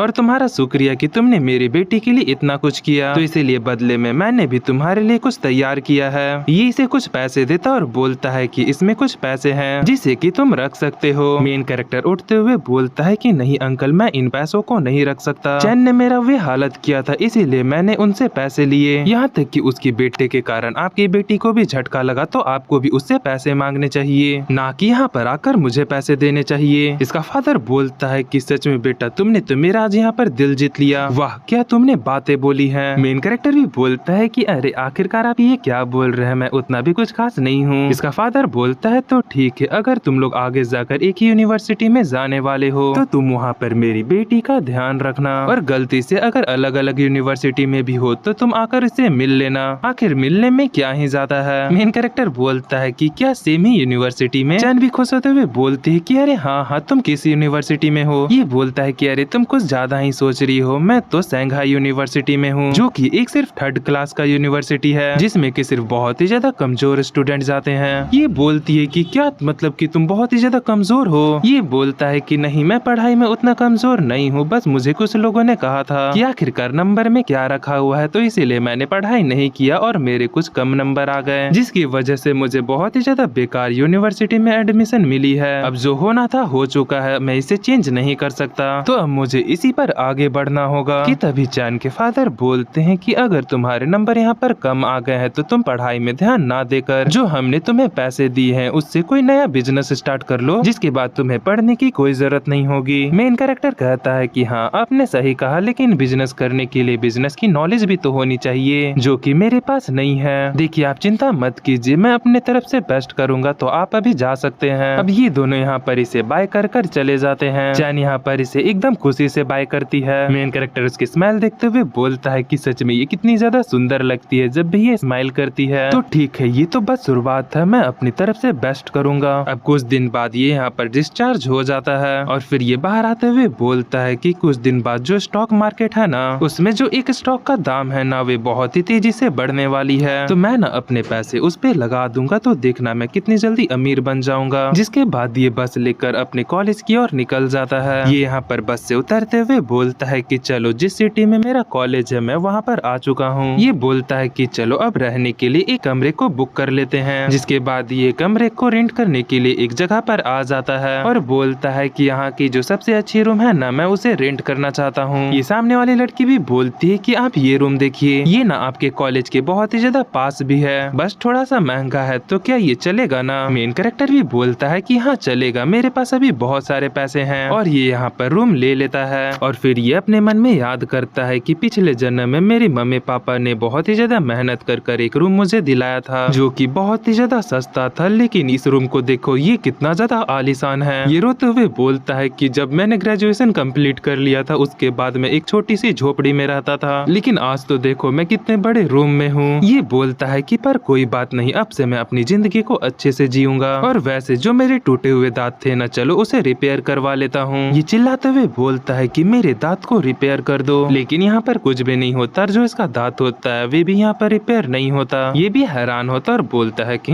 आखिरकार क्या हुआ। ये देखता है कि यहाँ पर इसे अपने दांत को रिपेयर करवाने के लिए अपने लिमिट को बढ़ाना होगा, यानी कि अपने लेवल को बढ़ाना होगा। ये बोलता है कि क्या मुझे अपने आप को लेवल अप करना होगा, लेकिन कोई बात नहीं, मैंने अभी अभी इतने बड़े रूम को रेंट पर लिया है तो मेरे पास अच्छे खासे पॉइंट है। जिसके बाद ये सिस्टम का यूज कर अपने आप को लेवल अप करवा लेता है। अब लेवल अप की वजह से जो इसके सेंसेस होते हैं वे यहाँ पर बहुत ही ज्यादा तेज हो जाते हैं और इसकी फिजिकल एबिलिटी और भी बहुत कुछ यहाँ पर बढ़ने लगते हैं। पर इन सब का प्रेशर इतना ज्यादा होता है कि ये यहाँ पर बेहोश हो जाता है। अब हम कुछ समय बाद देखते हैं जहाँ पर कि ये होश में आता है और होश में आते ही बोलता है कि अरे मुझे तो इंटरव्यू में जाना था ना, अरे नहीं उसने तो मुझे रिजेक्ट भी कर दिया था। अरे भाग यार, आखिरकार मैं ये क्या सोच रहा हूँ, मैं तो यहाँ पर पास्ट में आ गया हूँ ना। पर लेवल अप करने के बाद आखिरकार मेरे साथ क्या हुआ, मुझे कुछ भी याद क्यों नहीं आ रहा है। अब ये यहाँ पर अपने स्किल्स को चेक करता है, जिसमें कि इसके जितने भी स्किल्स होते हैं वे लेवल 3 पर पहुंच गए होते हैं। मेन कैरेक्टर ये देखकर बोलता है कि अगर मैं अपने पहले की बात करूँ तो मेरा इनमें से किसी में लेवल 1 भी नहीं था, पर अब ये सभी लेवल 3 के हैं। इसका मतलब कि अब मैं बहुत ही ज्यादा तेज हो गया हूँ। अगर मैं अपने आप को ओवरऑल देखूँ तो मैं पहले से लाख गुना ज्यादा अच्छा हो गया हूँ। कि तभी इसके पास किसी का फोन आता है और सामने वाला बंदा बोलता है कि हे आखिरकार तुम अभी तक कहाँ पर हो, तुमने 15 दिनों की छुट्टी मांगी थी लेकिन अभी तक तुम कहाँ पर हो, तुम्हारे यहाँ पर बहुत सारे काम बाकी हैं, जल्दी से आकर इन्हें कंप्लीट करो। और हाँ, आज तुम्हारा लास्ट डेट है, अगर तुमने आकर ये सभी कंप्लीट नहीं किया तो तुम्हें सेमेस्टर 1 फिर से देना होगा। मेन कैरेक्टर बोलता है कि मुझे माफ कर दीजिएगा, मैं जल्दी से वहाँ पर आता हूँ। जिसके बाद ये अपने मन में सोचता है कि अरे मैं तो पूरी तरीके से भूल ही गया था कि मुझे स्कूल में भी जाना है। कि तभी मेन कैरेक्टर के पास एक और नोटिफिकेशन आता है कि आपका लेवल अप करने का क्राइटेरिया पूरा हो चुका है। ये बोलता है कि क्या, और ये चेक करता है कि इसे अगले लेवल पर जाने के लिए ना 2 लाख एक्सपीरियंस पॉइंट चाहिए, मतलब कि लेवल 3 पर जाने के लिए। ये बोलता है कि क्या 2 लाख पॉइंट, इसके लिए तो मुझे 20 लाख रुपए खर्च करने होंगे, आखिरकार मैं इतने पैसे कहाँ से लाऊंगा। कि तभी इसे सिस्टम फिर से बताता है कि आपका जो मेन मिशन है ना वे लेवल 4 से स्टार्ट होगा, आप उन मिशन को पूरा करके ना एक्सपीरियंस पॉइंट कमा पाएंगे, जिसका की यूज कर आप लेवल 999 तक भी जा सकते हैं। मेन कैरेक्टर बोलता है कि क्या, पर मेरे पास तो यहाँ पर 40 कौड़ी भी नहीं है। अब हम कुछ समय बाद देखते हैं जहाँ पर कि अपने यूनिवर्सिटी में आ जाता है। अब ये जैसे ही कदम रखता है कि सभी लड़कियां इसे घूर घूर कर देखने लगती हैं और देखते हुए बोलती है कि आखिरकार ये हैंडसम बंदा कौन है। और मेन कैरेक्टर यहाँ से सीधे उसी टीचर के पास जाता है जिसका कि इसे फोन आया था। ये गेट को खोलते हुए बोलता है कि सर मैं वापस आ गया। ये टीचर इसे देखते हुए बोलता है कि क्या तुम्हारा ही नाम है ना हैंग। मेन कैरेक्टर बोलता है कि हाँ मेरा ही नाम हैंग है, मुझे माफ कर दीजिएगा, मैं हॉस्पिटल में था जिसकी वजह से मैं कॉलेज नहीं आ पाया, आप इस बिल को भी देख सकते हैं। ये टीचर बिल को लेते हुए बोलता है कि हाँ ठीक है, बस तुम अपने जितने भी बिल है उन्हें पूरा कर दो, मतलब कि उन सभी को भर दो। मेन कैरेक्टर अपने कान को खुजाते हुए बोलता है कि मुझे इसके बारे में अच्छे से याद है, पिछले जन्म में ये बंदा बिल्कुल भी अच्छा नहीं था, तो जाहिर से बात है कि ये इस बार भी बिल्कुल भी अच्छा नहीं होगा। ये बंदा यहाँ पर सिर्फ पैसों का भूखा है। कि तभी ये पैसे निकालते हुए बोलता है कि लीजिए सर, आप इसे रख सकते हैं, बस इसके लिए आप मुझे जितना हो सके उतना अच्छा कमरा दिलवा दीजिएगा। ये टीचर भी पैसे लेते हुए बोलता है कि ठीक है, तुम्हारा काम हो जाएगा, बस वे कमरा थोड़ा महंगा रहेगा तो तुम्हारे लिए चलेगा ना। ये बोलता है कि हाँ चलेगा। जिसके बाद ये याद करने लगता है कि कैसे पिछली बार इसे एक ऐसे कमरे में डाला गया था जिसमें कि पहले से ही 5 बंदे थे और वे 5 बहुत ही ज्यादा बुरे थे जो कि इसे हर वक्त परेशान करते रहते थे। पर मेरे साथ ऐसा इस बार कुछ भी नहीं होगा क्योंकि मेरे पास इस बार पैसे हैं। अब इसके बाद हम चैन को देखते हैं जिसी की मेन कैरेक्टर ने अपने कमरे का फोटो खींचकर भेजा था और नीचे लिखा था कि आखिरकार बताओ ये कमरा कैसा है। ये बोलती है कि तुम्हारा कमरा अच्छा है तो ठीक है, मैं अभी जा रही हूँ डिनर करने के लिए, तो तुम भी जाकर अच्छे से डिनर कर लेना।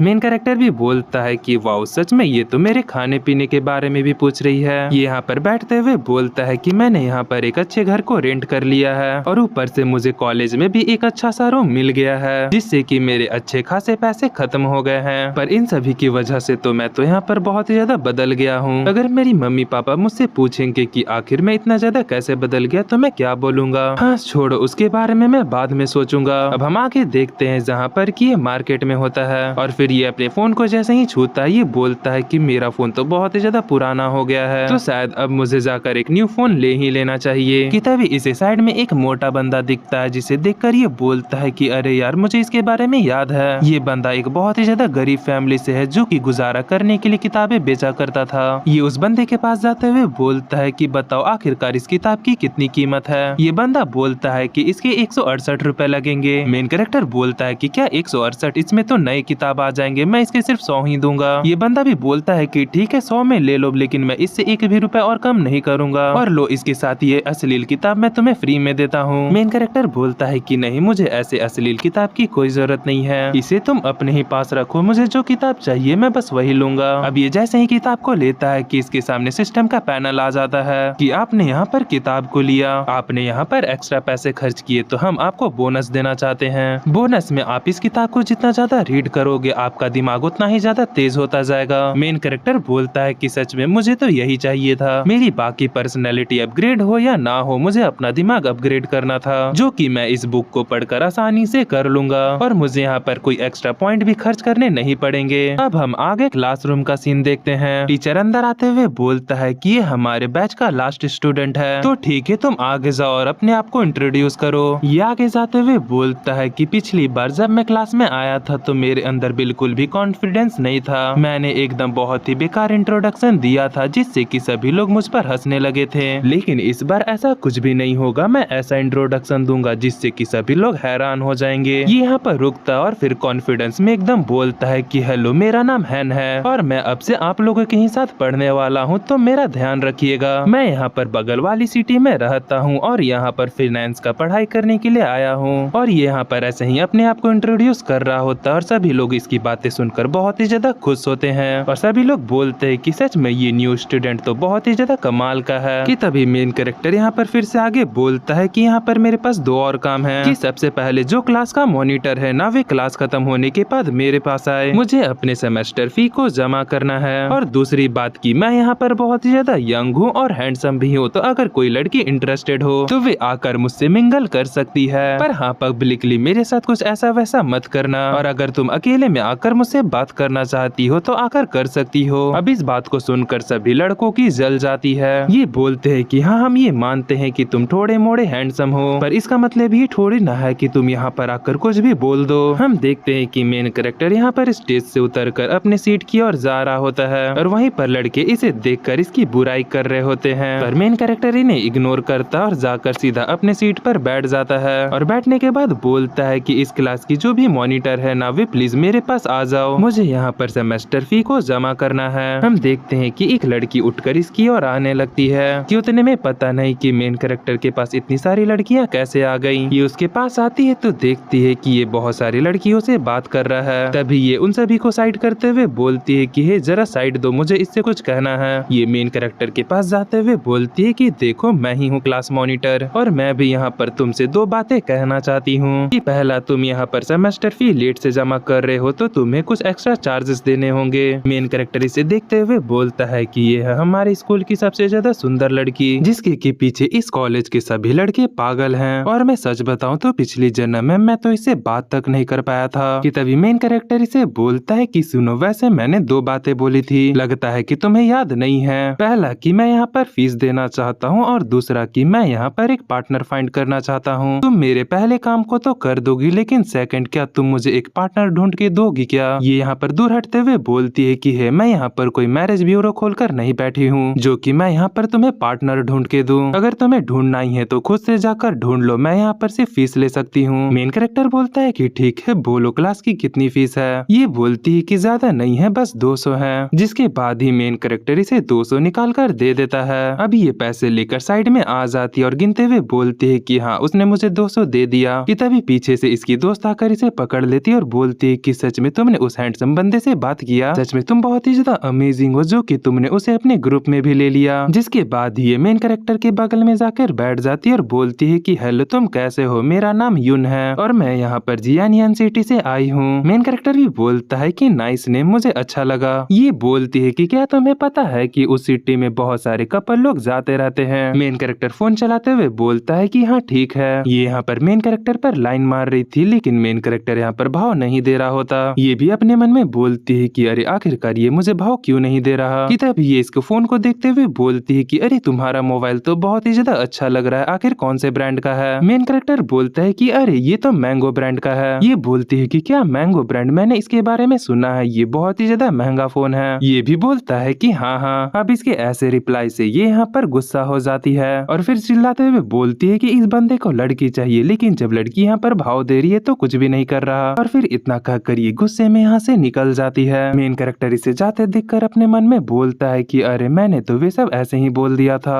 और रही बात इस लड़की की, ये लड़की बहुत ही ज्यादा अजीब है, ये पैसों के लिए सबको बुद्धू बनाते फिरती है। इसने मुझे भी पहले बहुत ही बार बुद्धू बनाया था। इसने मुझे पिछली बार कहा था कि ये मेरी गर्लफ्रेंड बनेगी और इसने मुझसे बहुत सारे पैसे भी खर्च करवा लिए और फिर आखिर में जाकर इसने मुझे धोखा दे दिया और छोड़ दिया था। तो इसीलिए मैं इस बार इससे बात ही नहीं करूंगा। मेन कैरेक्टर उठकर यहाँ से जाने लगता है, जिसे देखकर सभी लड़कियां बोलती है कि सच में ये बहुत ही ज्यादा हैंडसम है। और बाकी जितने भी लड़के होते हैं वे यहाँ पर जल रहे होते हैं और बोलते हैं कि आखिरकार सुबह से यहाँ की लड़कियों को हो क्या गया है। अब ये जैसे ही कुछ देर आगे जाता है कि इसे दो लड़कियां घेर कर बोलती है कि क्या तुम मॉनिटर को पसंद करते हो। मेन कैरेक्टर बोलता है कि क्या पसंद, हाँ वे लड़की सुंदर है पर मैं कोई उसे पसंद नहीं करता, मैं सिर्फ इनर ब्यूटी देखता हूँ। अगर कोई लड़की बाहर और अंदर से सुंदर है तो शायद मैं उसे पसंद करूंगा। अब हम कुछ समय बाद देखते हैं जहाँ पर की कॉलेज की छुट्टी हो जाती है और फिर जितने भी बच्चे होते हैं वे सभी अपने रूम में जाने के लिए लाइन लगा रहे होते हैं। कि तभी एक बंदा आकर मेन कैरेक्टर को बोलता है कि क्या तुम भी एलिवेटर का वेट कर रहे हो। मेन कैरेक्टर बोलता है कि नहीं, मेरा जो फ्लोर है ना वे ज्यादा हाई फ्लोर पर नहीं है, तो ना मैं आराम से सीढ़ी से भी जा सकता हूँ। अब इसके बाद आगे हमें कमरे का सीन देखते हैं जहाँ पर की 2-3 बंदे अपने अपने काम को कर रहे होते हैं। कि तभी ये हरे बाल वाला बंदा बोलता है कि अरे जो भी हो चुपचाप अंदर आ जाओ ना, अगर तुम ऐसे ही बार बार खटखटाते रहे तो हम तुम्हें बाहर ही रहने देंगे और तुम्हें रूम के अंदर नहीं आने देंगे। तभी हमें पता चलता है कि इसके रूम के बाहर हमारा मेन कैरेक्टर ही होता है। देखिए थोड़ा सा मुझे यहाँ पर कंफ्यूजन हो गया था कि आखिरकार ये यहाँ पर क्या कर रहा है, क्योंकि इसने पहले एक पर्सनल रूम लिया था तो फिर पता नहीं कि आखिरकार ये लोग यहाँ पर क्या कर रहे हैं। पर जो भी हो ये बंदे यहाँ पर मेन कैरेक्टर के टेबल को उठाकर फेंक देते हैं। मेन कैरेक्टर इसे कहता है कि हे जल्दी से मेरे टेबल को उठाओ। ये बंदा भी बोलता है कि अगर मैंने नहीं उठाया तो तुम कर ही क्या लोगे। तो मेन कैरेक्टर यहाँ पर चुपचाप खुद ही अपने टेबल को उठा लेता है। फिर ये बंदा बोलता है कि वैसे तुम्हारा बेड कौन सा है। तो मेन कैरेक्टर ठीक इसके बाजू में जाते हुए बोलता है कि ये तुम्हारे ऊपर वाला बेड मेरा है। कि तभी जो एक और बंदा होता है ना वे बोलता है कि सच में ये कितना ज्यादा डरपोक है, तुमने इसकी कुर्सी को फेंका लेकिन ये तब भी तुम्हें कुछ भी नहीं कहा। ये बंदा भी बोलता है कि हाँ ये बहुत ही बड़ा डरपोक है। पर तभी हम मेन कैरेक्टर को देखते हैं जो कि अपने बैग से जाकर एक हथौड़ा निकाल लेता है, जो कि दूसरा बंदा देख लेता है और ये जैसे ही हथौड़ा को देखता है नहीं ये बहुत ही ज्यादा डर जाता है। इसकी यहाँ पर फट जाती है, ये सोचता है कि आखिर इसने हथौड़ा क्यों निकाला, क्या यहाँ पर किसी को मारना चाहता है। ये उस सामने वाले बंदे को कहता है कि अरे जरा अपने पीछे देखो। ये बंदा भी बोलता है कि अरे क्या हो गया, ऐसा क्या तुमने पीछे देख लिया जो कि तुम इतने डर रहे हो। क्या है, उसने बस अपने हाथ में किताब तो ही पकड़ा है। ये बंदा का यहाँ पर फटा हुआ होता है। ये बोलता है कि अरे बेवकूफ, उसने किताब के पीछे हथौड़ा छुपा रखा है। ये बंदा बोलता है कि आखिर वे हथौड़ा क्यों छुपा कर रखेगा, तुम यहाँ पर मुझसे मजाक कर रहे हो ना। ये बंदा बोलता है कि अबे साले तुमको ये मजाक लग रहा है, अगर उसने हथौड़ा मार दिया ना तो तुम यहीं पर साफ हो जाओगे। तभी दूसरा बंदा भी ताकने की कोशिश करता और बोलता है कि क्या सच में इसने यहाँ पर हथौड़ा छुपा कर रखा है, अगर सच में ऐसा है तो मुझे यहाँ पर खिसक लेना चाहिए। और तभी हम बाकी दो को भी देखते हैं जो कि बोलते हैं कि अरे जल्दी जल्दी खिसको, नहीं तो इसका अगर सटक गया ना तो ये हमें यहीं पर ठोक देगा। कि तभी मेन कैरेक्टर इन्हें देखते हुए बोलता है कि हे आखिरकार तुम लोग यहाँ से कहाँ जा रहे हो, आओ ना बैठो यहाँ पर, हम लोग कुछ देर बातचीत करते हैं। ये बंदा बोलता है कि नहीं इसकी कोई जरूरत नहीं है और ये यहाँ से भाग जाता है। अब इन्हें भागता देखकर मेन कैरेक्टर बोलता है कि सच में ये कितने ज्यादा डरपोक है। कि तभी इसका ध्यान सिस्टम पर जाता है और ये सिस्टम को देखते हुए बोलता है कि ऐसा नहीं है कि मुझे सिर्फ सिस्टम पर डिपेंड रहना है, क्योंकि अगर मैं सिर्फ इस पर डिपेंड रहूंगा तो मैं ज्यादा ताकतवर नहीं बन पाऊंगा, मतलब कि ज्यादा कुछ हासिल नहीं कर पाऊंगा। अब इसके बाद हम अगले दिन का सीन देखते हैं जहाँ पर कि जितनी भी लड़कियां होती है ना वे मेन कैरेक्टर के बारे में बात कर रही थी। ये सभी बोल रही होती है कि क्या तुम्हें ये बात पता है कि जो नया नया वे बंदा आया है ना वे एक बड़ी फैमिली से बिलोंग करता है। कि तभी ये बंदी पीछे झुकते हुए मॉनिटर से बोलती है कि अरे तुम भी तो बड़ी फैमिली से बिलोंग करती हो ना, तो बताओ ना आखिरकार तुम्हारे पास कितनी प्रॉपर्टी है। पर ये यहाँ पर इसे एकदम पूरी तरीके से इग्नोर मार देती है। जिसके बाद हम छुट्टी के बाद का सीन देखते हैं जहाँ पर कि मेन कैरेक्टर के सामने कुछ बंदे आकर खड़े हो जाते हैं। लड़कियां आपस में बात करते हुए कहती हैं कि आखिर ये सभी इसके सामने आकर क्यों खड़े हो गए, कहीं ये सभी हैन के साथ कुछ बुरा ना कर दे। कि तभी हैन उन सभी को घूर कर देखता है। हम देखते हैं कि ये सभी मेन कैरेक्टर के रूममेट्स ही होते हैं। ये सभी बोलते हैं कि हेलो हैन, तुम कैसे हो। ये बोलता है कि मैं ठीक हूँ, वैसे तुम लोग कल रात को नहीं आए थे तो आखिरकार तुम लोग सोए कहाँ पर थे। तो पिछली रात को जो बंदा ज्यादा बोल रहा था ना, वे बोलता है कि अरे पिछली रात को तो मैं सड़क पर सोया था, तो ठीक है मैं वापस से सड़क पर ही सोने जा रहा हूँ। अब लड़कियाँ ये देखकर बोलती है कि अरे आखिर इन्हें क्या हो गया, हमें तो लगा कि ये यहाँ पर लड़ाई करने के लिए आए हैं, लेकिन ये तो डर कर यहाँ से जा रहे हैं। मेन कैरेक्टर इन्हें देखते हुए बोलता है कि क्या तुम सभी को ऊपर नहीं जाना है, लो मैं यहाँ पर लिफ्ट को बुला देता हूँ। अब लिफ्ट के आते ही जितने भी बच्चे होते हैं वे एक ही साथ अपने कमरे में जाने के लिए घुस जाते हैं, और इस लिफ्ट में मॉनिटर भी होती है जो कि ठीक मेन कैरेक्टर के बगल में होती है। अब उसके ऐसे शर्माते फेस को देखकर मेन कैरेक्टर भी यहाँ पर शर्मा जाता है कि तभी इसके पास एक बंदा आता और बोलता है कि मैंने देखा कि तुम कितने ज्यादा कूल हो, तो क्या तुम मेरे साथ भी दोस्ती करोगे क्या,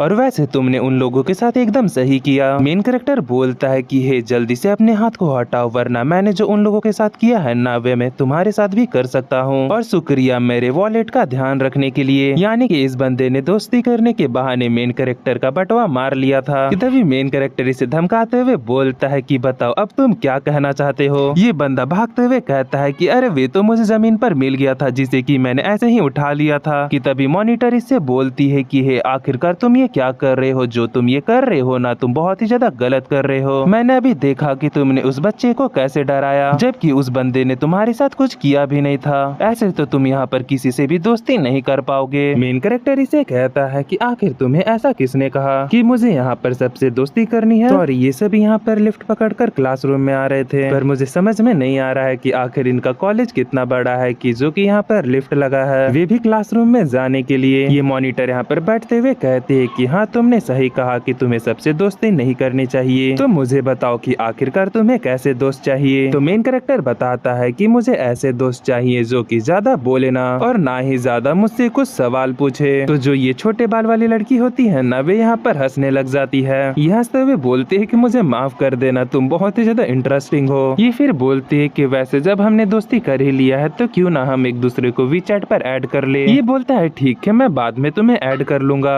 तो इस पार्ट की शुरुआत वहीं से होती है जहाँ पर कि मेन कैरेक्टर बोलता है कि ठीक है मैं तुम्हें बाद में ऐड कर लूंगा। वे बात ये है ना कि मैं अभी बहुत ही ज्यादा व्यस्त रहता हूँ जिसकी वजह से मुझे टाइम नहीं मिलता, और अगर तुम अभी मुझे मैसेज भी भेजोगी ना तो मैं तुम्हें थोड़ा देर से रिप्लाई करूंगा। अब इस बात को सुनकर जो मॉनिटर होती है वे यहाँ पर मुंह फुला लेती है। मेन कैरेक्टर इसे देखते हुए बोलता है कि अब तुम्हें क्या हो गया। ये बोलती है कि हमने एक दूसरे को पिछले ही दिन वीचैट पर ऐड किया था और मैंने पिछली रात तुम्हें मैसेज भी किया था लेकिन तुमने मुझे रिप्लाई नहीं किया। अब इसकी बात सुनकर मेन कैरेक्टर अपने मन में बोलता है कि क्या पिछली रात, अरे पिछली रात तो मैं चैन से बात कर रहा था जिसकी वजह से मैं इसे रिप्लाई नहीं कर पाया। ये उसे बोलता है कि अरे मैंने अभी तुम्हें बताया था ना कि मैं आजकल बहुत ही ज्यादा व्यस्त रहता हूँ, उसी की वजह से ना मैं तुम्हें रिप्लाई नहीं कर पाया। पर तब भी ये यहाँ पर बहुत ही ज्यादा गुस्सा होती है। ये अपने मन में सोचती है कि लौंडे मेरे रिप्लाई का वेट करते हैं, लेकिन जब मैंने इसे रिप्लाई किया, मैंने जब सामने से खुद से मैसेज किया तब इस लड़के ने मुझे रिप्लाई नहीं किया। सच में मुझे यहाँ पर बहुत ही ज्यादा गुस्सा आ रहा है। जिसके बाद ये फिर बोलती है कि चाहे जो भी हो पर ये यहाँ पर बहुत ही ज्यादा कूल लग रहा है, और इसने जब मुझे रिप्लाई नहीं न किया था तब भी ये मुझे बहुत ही ज्यादा कूल लग रहा था। जिसके बाद ये छुप छुप कर मेन कैरेक्टर को देखने लगती है, और वहीं पर हम मेन कैरेक्टर को देखते हैं जो भी कि बैठकर अपने बुक को पढ़ रहा होता है। ये बुक को देखते हुए बोलता है कि जो ये नॉलेज है ना ये एक बहुत ही ज्यादा शानदार चीज है, लेकिन जब तक तब तक कि ये तुम्हें सही क्वांटिटी में मिले और कोई काम की नॉलेज मिले। अगर तुम्हें कोई बेकार नॉलेज मिल गया तो तुम बहुत ही ज्यादा बेकार हो जाओगे, और वहीं पर तुम्हें वे ज्यादा मिल गया तो तुम बहुत ही ज्यादा हैंग हो जाओगे और तुम्हारा सर दर्द करने लगेगा। पर मैं इस बार सही से पढ़ाई करूंगा और सही नॉलेज लूंगा। और ये यहाँ पर बुक को पढ़ने लगता है। जिसके बाद ही हम देखते हैं कि एक एक कर बहुत सारे चैप्टर को बनाने लगता है, यहाँ तक कि ऐसे चैप्टर को भी बनाने लगता है जिसे कि टीचर ने अभी तक पढ़ाया भी नहीं है। ये मॉनिटर इसे देखते हुए बोलती है कि ओ हेलो, अभी तक टीचर ने उसे बताया भी नहीं है। मेन कैरेक्टर उससे बोलता है कि क्या हो गया कि अगर उन्होंने हमें नहीं बताया है मैं अपने खुद के नॉलेज से इसे आराम से सॉल्व कर लूंगा। अब इससे ये यहाँ पर चिढ़ जाती और बोलती है कि जब तुम इतने ही स्मार्ट थे तो आखिरकार यहाँ पर झक मराने के लिए आए हो। कि तभी पढ़ते पढ़ते मेन कैरेक्टर यहाँ पर ज्ञान देने लगता है और बोलता है कि मान लो कल तुम्हारा एग्जाम है और तुमने कुछ भी नहीं पढ़ा है, तो आखिरकार तुम उस चीज से कैसे बच सकते हो।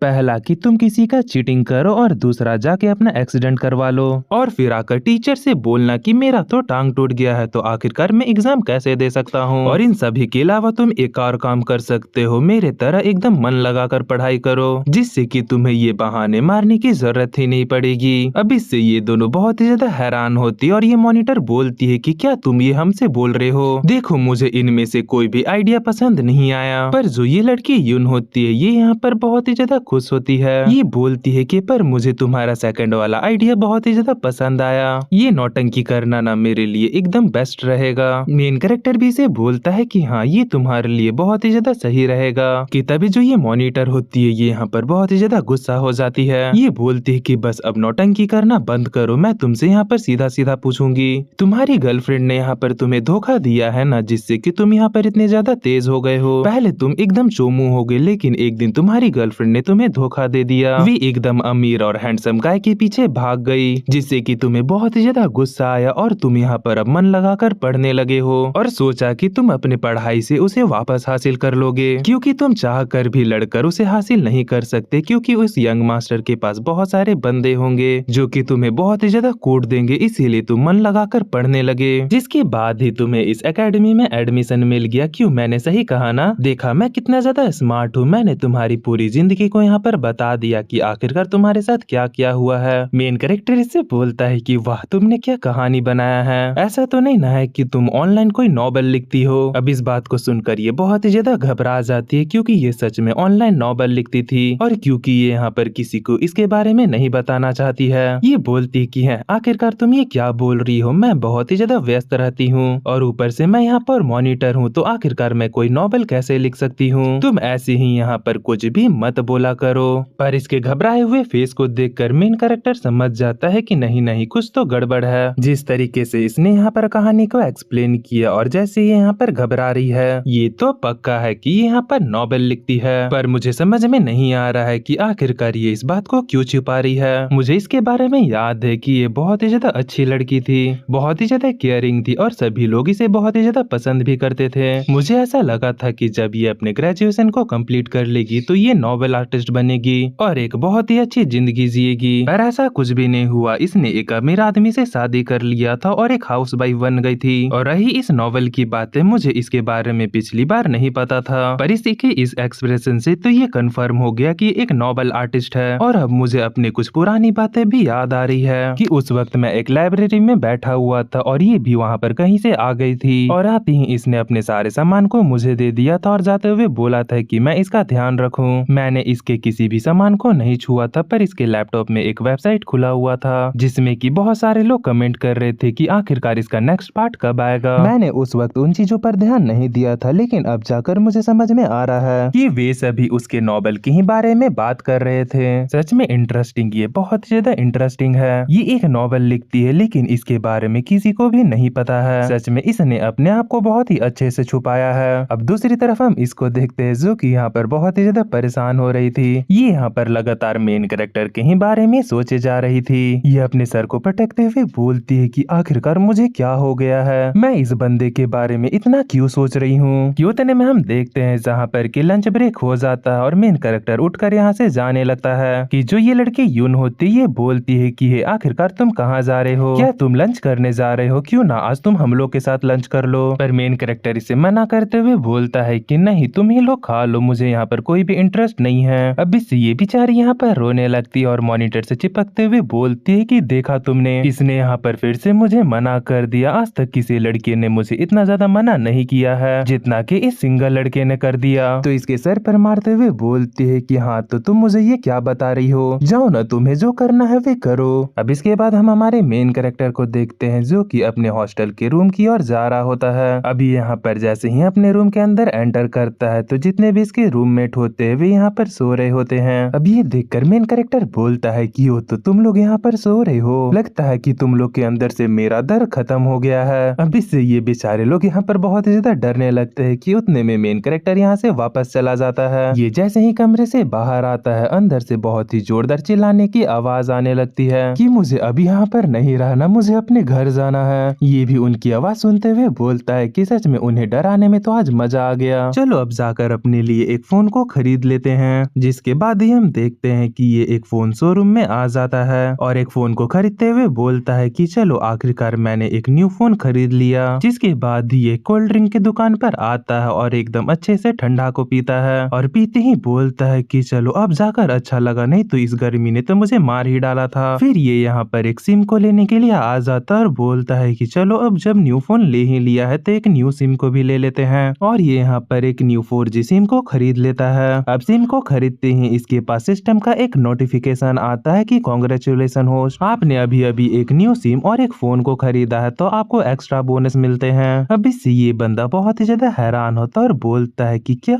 मुझे बोनस मिल गया? सच में ये सिस्टम बहुत ही ज्यादा अजीब है, जब मैं बड़ी बड़ी चीजें खरीदता हूँ तब मुझे ये सिस्टम कुछ भी नहीं देता, और जैसे ही मैं ये छोटी छोटी चीजें खरीद रहा हूँ ये मुझे बोनस दे रहा है। ये बोलता है कि चलो अब चेक ही कर लेते हैं कि आखिरकार मुझे क्या मिला है। इसका सिस्टम बताता है कि आपको यहाँ पर एक स्पेशल एबिलिटी मिली है, आप न यहाँ पर अपनी फोन की मदद से किसी के भी बारे में पता कर सकते हैं, उनको स्कैन कर कर उनके डिटेल के बारे में पता कर सकते हैं। अब इस एबिलिटी को देखकर ये भी यहाँ पर बहुत ही ज्यादा हैरान हो जाता है और बोलता है कि सच में इस बार सिस्टम ने मुझे कुछ ज्यादा ही खतरनाक एबिलिटी नहीं दे दी। जिसके बाद ये सिम को लगाते हुए बोलता है कि सच में ये तो बहुत ही ज्यादा अच्छा हुआ। अब इसके बाद हम फिर से यून और इस मॉनिटर को देखते हैं, जहाँ पर ये यून मॉनिटर से पूछती है कि सुनो जरा, तुम्हारे आखिरकार उस लड़के हैन के बारे में क्या ख्याल है? इस पर ये मॉनिटर इससे बोलती है कि आखिरकार तुम्हें क्या हो गया है, तुम बार बार उसी के बारे में मुझसे क्यों पूछते रहती हो? ये बोलती है कि बस यूं ही मुझे ना उसके बारे में जानने का बहुत ही ज्यादा क्यूरियोसिटी है। तुमने देखा जुवे जिस तरीके के रूम में रहता है वे एक अमीरों वाला है, और वही मैं बात करूँ हमारे क्लास के बाकी लौंडों की, भी बहुत ही ज्यादा गरीब हैं। अमीर तो छोड़ो, उनकी पर्सनालिटी भी इससे बहुत ही ज्यादा अलग है। हाँ बस ये बात है कि ये बंदा कभी कभी थोड़ी अजीब हरकतें करने लगता है। ये मॉनिटर बोलते है कि हाँ पर उसे हमें क्या, वे बंदा कैसी भी हरकतें करे वे उसकी मर्जी। ये इतना कहती है कि तभी इसके फोन में एक मैसेज आता है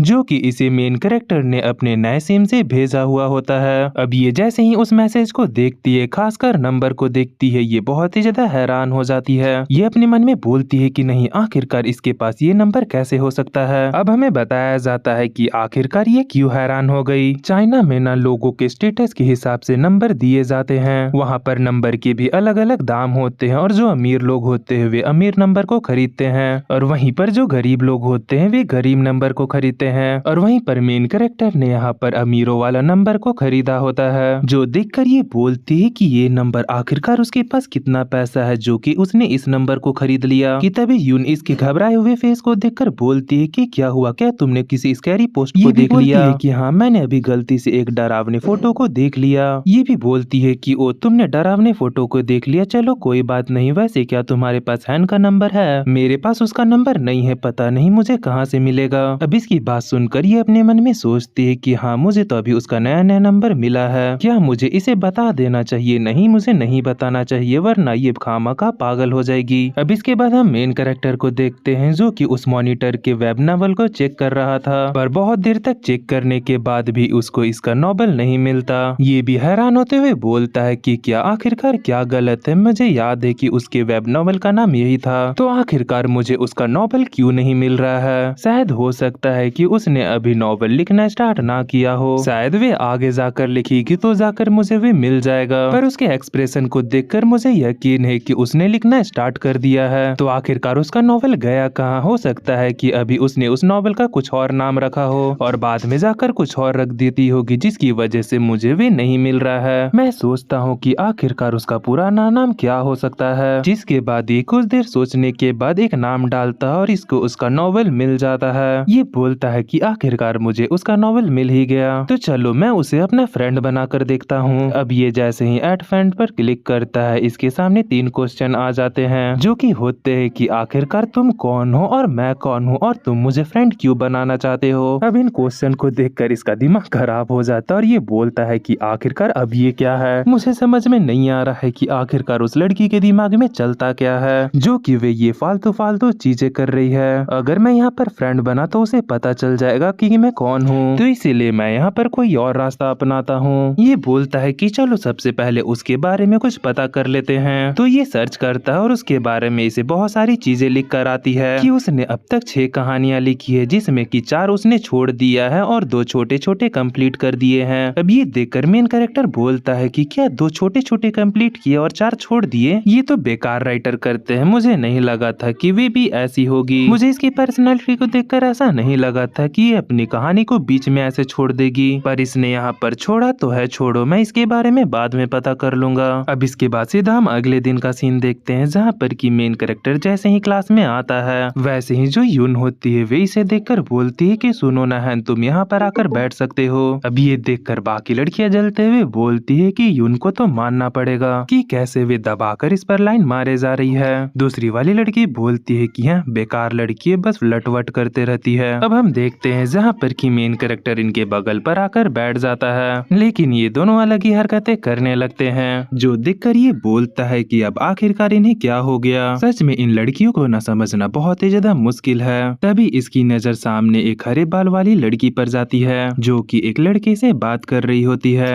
ये बताता है कि ये लड़की न जिस लड़के से बात कर रही है उसे पसंद करती है, लेकिन जो वे लड़का है न वे यून को पसंद करता है, और आगे जाकर वे दोनों रिलेशनशिप में भी आते हैं। लेकिन जो यून होती है ना वे इसे धोखा दे देती है, जिससे कि इस लड़के का बहुत ही बड़ा वाला कटता है, और इससे इस लड़की को बहुत ही ज्यादा गुस्सा आता है और वे यून पर बहुत ही ज्यादा चिल्लाती है। और इन दोनों के बीच में वैसे ही 36 का आंकड़ा फिर चलता रहता था। और तुम्हें लग रहा होगा कि ये मॉनिटर और यून बहुत ही ज्यादा क्लोज हैं, लेकिन ऐसा कुछ भी नहीं है। ये दोनों भी एक दूसरे के साथ सिर्फ मतलब के लिए हैं। सच में आगे जाकर जो नौटंकी होने वाली है ना, उसे देखने में बहुत ही ज्यादा मजा आएगा। मेन कैरेक्टर बैठकर ये सब सोच ही रहा होता है कि तभी यूनिस से बोलती है कि सुनो हैन, तुमने तो गोकू एग्जाम की तैयारी कर ही ली होगी, ऐसा लगता है कि तुम इस बार उसमें फर्स्ट आओगे। अब इस बात को सुनकर ये थोड़ा परेशान हो जाता है और बोलता है कि क्या गोकू एग्जाम, आखिरकार तुम अभी उसके बारे में क्यों बात कर रही हो, वे तो अगले साल मई में है ना। ये बोलती है कि हाँ वे अगले साल मई में है, लेकिन मुझे लगा कि तुम उसके बारे में एडवांस में तैयारी कर रहे हो। मैं सच बताऊं तो मुझे ऐसा लगता है ना कि तुम उस एग्जाम को एक ही बार में क्लियर कर लोगे। तो डुआन नाम का बंदा इस बात का मजाक बनाते हुए अपने दोस्त से यही बोलता है कि सुनो, तुम भी गोकू का एग्जाम देने वाले हो ना, मुझे लगता है कि तुम भी इस बार उसे बड़े ही आसानी से पास कर लोगे, क्योंकि आजकल उस एग्जाम में रही क्या गया है, उसे तो अरे गहरे भी आजकल पास कर लेते हैं। तो इसका दोस्त भी हंसते हुए बोलता है कि हाँ तुमने एकदम सही कहा। ये बंदा फिर से मजाक बनाते हुए बोलता है कि हाँ आजकल इस एग्जाम में रही क्या गया है, लप्पू सा तो एग्जाम है जिसे कि कोई भी ऐसे ही दे देते हैं और पास हो जाते हैं, लेकिन मुझ जैसे अमीर बंदे को ये एग्जाम देने की जरूरत ही नहीं है। मेरे पास इतना पैसा है कि ग्रेजुएशन खत्म होने के बाद मैं एकदम आराम करूंगा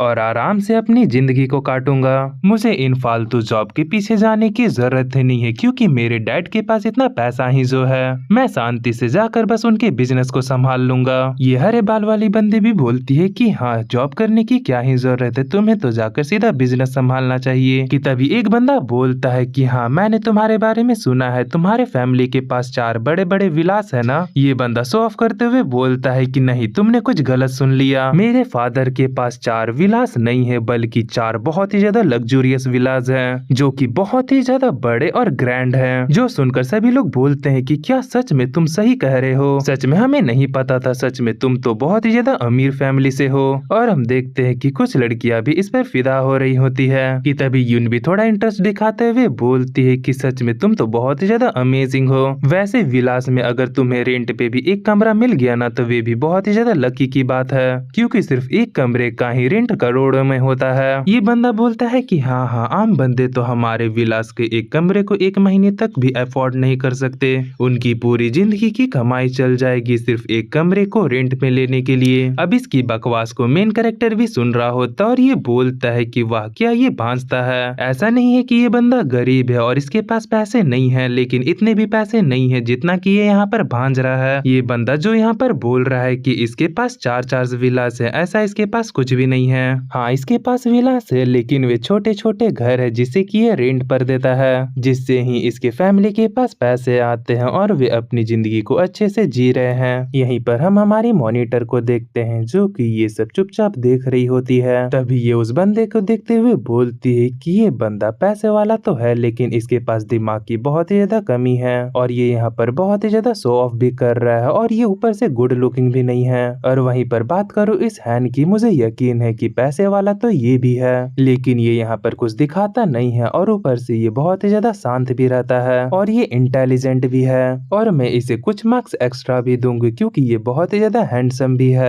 कि तभी जो ये हरे बाल वाली लड़की होती है ये मेन कैरेक्टर से बोलती है कि तुम अभी भी पढ़ रहे हो क्या, सच में तुम इस बार गो को एग्जाम को निकालने वाले हो। जो सुनकर मेन कैरेक्टर बोलता है कि मुझे नहीं पता, मैंने अभी तक इसके बारे में नहीं सोचा है। अभी से इस लड़की का मुंह बन जाता और बोलती है कि सच में ये लड़का कितना ज्यादा एनोइंग है, ये हमेशा अपने मुंह को बहुत ही ज्यादा कम खोलता और जो भी बोलता है मुझे कुछ समझ में ही नहीं आता है, ये क्या कुछ क्लियर नहीं बता सकता है। कि तभी हम यून को देखते हैं जो भी इसके तरफ देखते हुए बोलती है कि सच में तुमने तो यहाँ पर कमाल कर दिया, तुमने इस चैप्टर को भी पार कर लिया जिसे कि हमारे टीचर ने अभी तक पढ़ाया भी नहीं है और पता भी नहीं कि वे कब पढ़ाएंगे। सच में तुम्हारा दिमाग तो कितना ज्यादा तेज चलता है, तुम तो बहुत ही ज्यादा स्मार्ट हो और शायद इसीलिए तुम हम लोग पर ध्यान भी नहीं देते क्योंकि तुम इतने ज्यादा स्मार्ट जो हो और हम लोग इतने ज्यादा बेवकूफ जो हैं। अब इसकी बात सुनकर मेन कैरेक्टर बोलता है कि अरे अब ये क्या बक रही है, ये तो अपने मन से कुछ भी बोल रही है, मैं इसे क्या बताऊं कि मैं अपनी पिछली जिंदगी में ये सब पढ़ रखा हूँ और बस यहाँ पर अभी रिवाइज कर रहा हूँ। कि तभी एक और बंदा चिढ़ते हुए बोलता है कि हाँ इसे बताने में क्या ही जाता है, इसकी मेहनत को देखकर साफा लग रहा है कि ये कुछ बड़ा करना चाहता है तो उसके बारे में बता देगा तो क्या ही हो जाएगा। कि ये डुआन नाम का बंदा बोलता है कि हाँ इसका कोई ना कोई तो इरादा है ही, जो कि ये इतना पढ़ रहा है जरूर इसे बड़ी बड़ी यूनिवर्सिटी में एडमिशन लेना होगा, वहाँ पर एडमिशन लेने के लिए बहुत ही ज्यादा नंबर चाहिए होता है ना। मेन कैरेक्टर भी बोलता है कि हाँ मैंने कभी सोचा नहीं था लेकिन जरूर सोचूंगा। ये हरे बाल वाली बंदी बोलती है कि हाँ शायद तुम ले भी लोगे। कि एक बंदा अपनी पढ़ाई करते हुए बोलता है कि हाँ उन सभी यूनिवर्सिटी में एडमिशन लेना इतना ज्यादा आसान है क्या, मैंने वहाँ पर इतना ज्यादा मेहनत किया है, मैंने इससे भी ज्यादा मेहनत किया है लेकिन मैं आज तक वहाँ पर एडमिशन नहीं ले पाया, तो आखिर ये बंदा कैसे ले लेगा, अगर इस बंदे ने ले लिया ना तो मैं सुअर की टट्टी खाने के लिए तैयार हूँ। अब इसकी बात सुनकर यून यहाँ पर बेचारी शर्मा जाती है और बोलती है कि पागल आदमी, आखिरकार तुम ऐसी बात यहाँ पर कैसे कह सकते हो। मेन कैरेक्टर भी बोलता है कि वाह तुमने तो यहाँ पर एकदम सही कहा, तुम्हारे इरादे तो एकदम सही है, बस ये बोल दो कि यून तुम्हें ये अपने हाथों से खिलाएगी। अब इससे ये मॉनिटर भी बोलती है कि अब तुम भी ये क्या बातें करने लगे। यून भी दूसरी तरफ मेन कैरेक्टर को मारते हुए बोलती है कि क्या टट्टी अपने हाथों से खिलाना, आखिरकार तुम ये क्या बोल रहे हो और तुम ऐसी बातें कैसे कर सकते हो। तो मेन कैरेक्टर भी नौटंकी करते हुए बोलता है कि हाँ पर तुम मुझे मार क्यों रही हो, मुझे चोट लग रहा है, मुझे मत मारो। ये बोलती है कि अरे मैं मार कहाँ रही हूँ, ये तुमने जो गंदी बातें बोली थी ना बस मैं उससे थोड़ा नाराज हो गई थी, ये सभी उस बंदे की गलती है जिसने की ये बातें स्टार्ट की। ये बंदा भी बोलता है कि हाँ मेरी गलती है यहाँ पर, मैंने तो ये सिर्फ मजाक में कहा था, ये हैन हरामी है जिसने की हाथों से खिलाने वाली बात कर पूरे माहौल को गंदा कर दिया। ये भी बोलती है कि हाँ तुम्हारी गलती है, तुम्हें ये बात नहीं करनी चाहिए थी। मॉनिटर भी बोलती है कि वह सिर्फ टट्टी के नाम लेती ही कैसा माहौल बन गया। पर ये सबसे ये डुआन नाम का बंदा बहुत ही ज्यादा चिढ़ रहा होता है। ये अपने मन में बोलता है कि जैसे ये लौंडा बढ़ रहा है ना सभी लड़कियां इसके पीछे पागल हो जाएंगी, मुझे कुछ भी करके इसे अपने नीचे रखना होगा ताकि मेरी कोई ना कोई एक गर्लफ्रेंड बन जाए। तो ये बंदा यहाँ पर मेन कैरेक्टर का मजाक बनाते हुए बोलता है कि सुनो जब तुम को एग्जाम को क्लियर कर दूसरे यूनिवर्सिटी में जाओगे ना तो जरूर तुम्हें वहाँ पर रहने के लिए रूम चाहिए होगा, तो तुम ना मेरे किसी एक विला में रूम ले सकते हो, तुम्हें पता है ना कि मेरे पास बहुत सारे विलास है, मैं तुम्हें वहाँ पर 50% डिस्काउंट के साथ रूम दिलवा दूंगा, लेकिन डिस्काउंट के बाद भी न तुम उसे अफोर्ड नहीं कर पाओगे क्योंकि वे इतना ज्यादा महंगा भी जो है।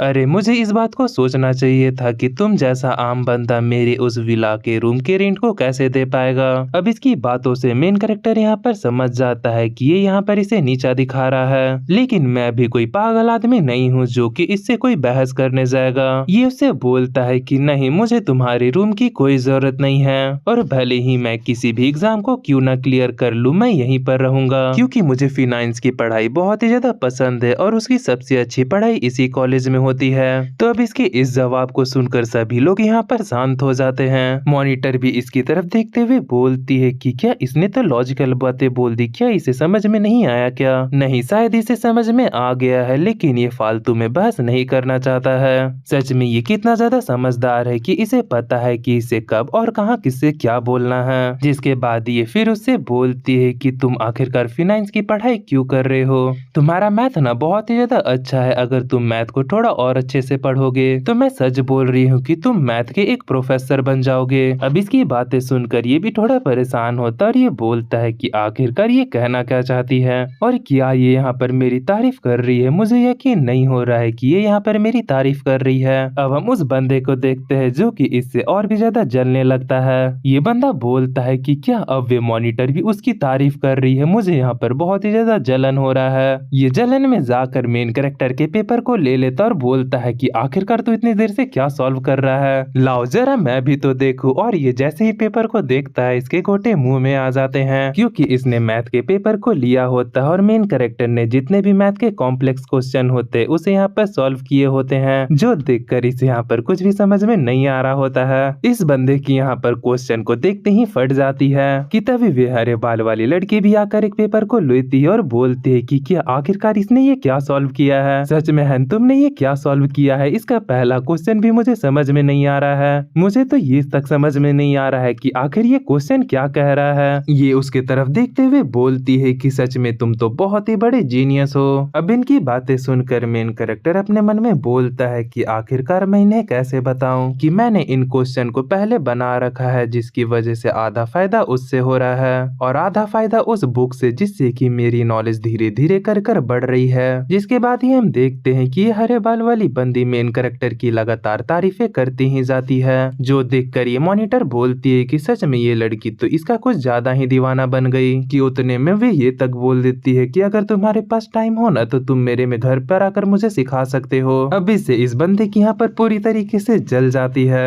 ये जलते हुए बोलता है कि मैं चाहता हूँ कि लड़कियां मुझसे आकर बात करे और मेरे घर पर आए, लेकिन ये सब तो उसके घर जा रही है और उसे अपने घर बुला रही है। पर शुक्रिया कि मॉनिटर यहीं पर खड़ी है, ये उसके पीछे नहीं गई, वरना तो मेरा यहाँ पर दिल ही टूट जाता।